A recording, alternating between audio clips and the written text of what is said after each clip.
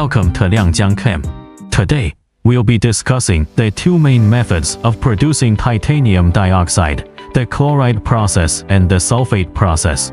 We'll explore their differences and why chloride process titanium dioxide is the superior choice.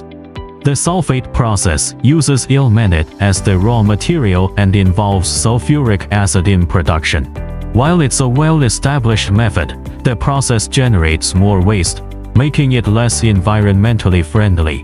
Sulfate process titanium dioxide is generally lower in purity, which can result in slight variations in color and performance.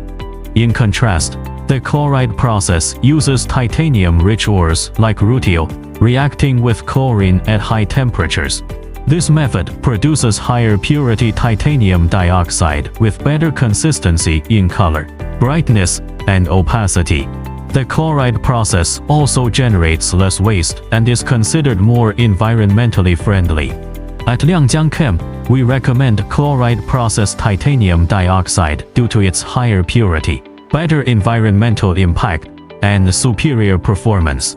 It provides better opacity, brightness, and long-lasting durability, making it the perfect choice for paints, coatings, plastics, and more. If you are looking for consistent, high-quality titanium dioxide, the chloride process is the way to go. At Liangjiang Chem, we specialize in chloride process titanium dioxide, delivering top-tier products to meet your industry needs.